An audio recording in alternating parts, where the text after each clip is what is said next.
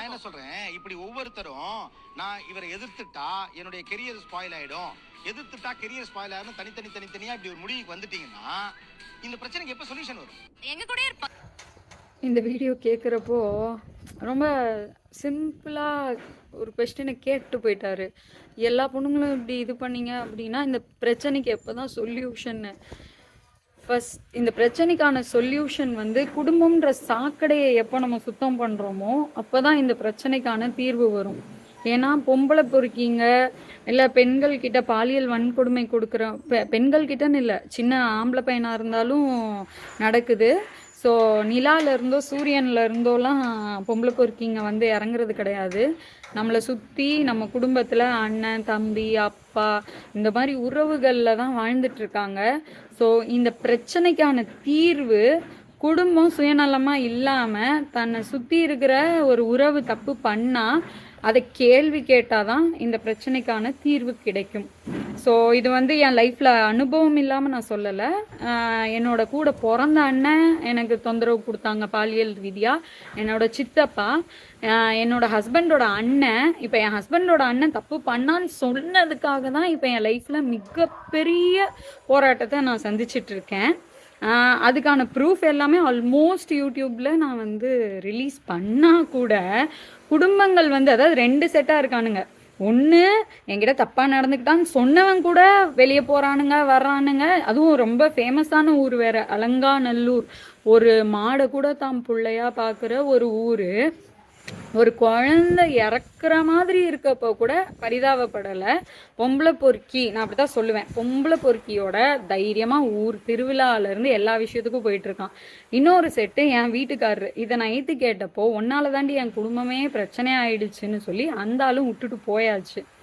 அவர் கூடயும் ஒரு குரூப் இருக்குது. ஆனால் பொம்பளை பொறுக்கித்தனம் பண்ணது ஆம்பளை. ஆனால் இது வெளியே கேட்ட பொண்ணு நான். இப்போ என் கூட எவனும் பேசுறது கிடையாது. இப்போவும் நான் உன் மேலே இருக்கிற கன்சர்னில் சொல்கிறேன். போலீஸ் ஸ்டேஷனில் இப்போ நீ கம்ப்ளைண்ட் கொடுத்துட்டேல, வந்துச்சுன்னா நாங்கள் அதை ஃபேஸ் பண்ணிக்கிறோம். தயவு செஞ்சு போய் உன் வாழ்க்கையை நீ வாழ ஆரம்பி, அவ்வளோதான். அவனையும் டார்ச்சர் பண்ணிட்டு எல்லாருமே இந்த உலகத்தில் தப்பு பண்ணுவாங்க தான். நான் கார்த்தியை மன்னிக்கலை, கம்ப்ளைண்ட் கொடுக்கல. நான் மட்டும் இல்லை, என்னை மாதிரி பாதிக்கப்பட்ட பெண்களும் கம்ப்ளைண்ட் கொடுக்கலன்னா அது அவங்கவுங்களோட விருப்பம். அது நாங்கள் யாருன்னு சொல்ல விரும்பலை, அதை நாங்கள் பண்ணவும் விரும்பலை. Because we want him to live a life. என்னதான் இருந்தாலும் அவன் எங்களோட பிளட் ரிலேஷன்ஷிப். ஸோ அதனால நாங்கள் அவனை மன்னிச்சு விடுறோன்றது கூட வச்சுக்கோ, சரியா? கார்த்தி நாங்கள் மன்னிச்சிட்டோன்னு கூட வச்சுக்கோ. அவன் லைஃப்பை வாழட்டும்னு சொல்லி விட்டுட்டேன். பிகாஸ் எவ்ரிடே நான் பேச்சியம்மா அம்மாவை கையெடுத்து கும்பிட்டுட்டு இருக்கேன். என்னோட பெட்ரூமில் பேச்சியம்மா அம்மாவோட ஃபோட்டோ இருக்குது. ஸோ நான் டெய்லி வணங்கிட்டு போயிட்டு வந்துட்டுருக்கேன். ஸோ அதனால் அந்த ஒரு இதுக்காகவாது பிள்ளையை காப்பாற்றுன்றதை நான் டெய்லி அம்மா கிட்ட வேண்டிட்டு தான் இருக்கேன். அவன் தப்பே பண்ணாலும் அவன் நல்லா இருக்கணும்னு. நீ அவனை தயவு செஞ்சு சாகடிச்சிடாத. எனக்கு தெரிஞ்சு எங்கள் ஃபேமிலிக்கு வந்த பெரிய சாட்டனே நீ தான், சனியே நீ தான். நான் ஓப்பனாக சொல்கிறேன் வித்யா, ஒன்னால தான் எங்கள் குடும்பமே பிரிஞ்சிச்சு. 2020 நடந்த இஷ்யூவை வந்து உங்கள் ஹஸ்பண்ட் கிட்டேயே பேசி அதை வந்து ஷார்ட் பண்ணியாச்சு. ஓகே, ஸோ அதை முடிச்சுட்டு நாங்கள் இருந்து வந்துட்டேன். இனிமேல் உனக்கு எனக்கு அந்த சம்மந்தமும் இல்லை, யூஆர் ராங் அப்படின்னு சொல்லிட்டு நாங்கள் திருவண்ணாமலையிலேயே பேசிட்டு வந்துட்டேன். ஓகேவா? அதனால நான்லாம் கோமால இல்லை. நான் அப்போல்லாம் வந்து ரொம்ப கிளவராக தான் இருந்தேன். I am clever always. So அதனால வந்து அப்பயே நான் பேசிட்டு வந்துட்டேன். இப்போ வந்துட்டு அன்வான்டா எடுக்க வச்சது நீங்க. ஓகே, தேவையில்லாம என் அண்ணன் இருக்கான்ல சந்துரு, அவனை வந்து தேவையில்லாம வந்து தப்பா பேசி அவனை வந்து இது பண்ணி சந்துருக்கு மேல அகெயின்ஸ்டா ஒருத்தர் வந்து நின்றுட்டாங்கன்னா நான் பாத்துக்கிறேன். ஆனா உன் புருஷனுக்கு அகெயின்ஸ்டா, உனக்கு அகெயின்ஸ்டா ஒரு எத்தனை பொண்ணுங்க வருவாங்கன்றத கவுண்ட்டை கூட நான் சொல்ல விரும்பல. அது நடக்கும், நடக்கிறப்போ உனக்கு தெரியும். First thing. ஓகே, ஸோ இன்னொரு விஷயம் என்னன்னா, எனக்கு கார்த்தி மேல கம்ப்ளைண்ட் பண்ணுன்ற பெருசா விருப்பமே கிடையாது. என்னை போலீஸ் ஸ்டேஷன்ல கூப்பிட்டு நீ கம்ப்ளைண்ட் பண்ணா எனக்கு அதோட வேலையும் இல்லை. ஏன்னா அதுக்கடுத்து எனக்கு வேலை இருக்கு, எனக்கு லைஃப் இருக்கு, நான் அதை போய் பார்க்கணும். அதுக்கான ஜஸ்டிஸை நான் உன்னை மாதிரி வந்துட்டு எங்க அண்ணன் இப்படி பண்ணிட்டான்னு ஊர்ஃபான்னு சொல்லிட்டு இருக்கேன்ல. பேர் தெரியாத அண்ணன், உனக்கு அண்ணன் இருக்காங்களானே தெரியல. அந்த இல்லாத அண்ணனுக்கு வந்து ஏதோ பேர் வச்சு எல்லாம் பண்ணிக்கிட்டு இருக்க. அதை உங்க அம்மாவை மீட் பண்ணி பேசினாதான் தெரியும் உங்க பொண்ணு இப்பெல்லாம் உங்க பையனை வந்து தப்பு சொல்லிட்டு இருக்கு அப்படின்னு. ஆனா எங்க அண்ணனையோ என் குடும்பத்தையோ, இப்ப சந்துருவை யாராவது இங்க குறை சொல்லுவாங்களா? சந்துரு பண்ண ஒரே தப்பு என்னன்னா உன்னை அக்செப்ட் பண்ணிக்கிட்டது மட்டும்தான். அதுதான் அவன் பண்ண பெரிய தப்பு.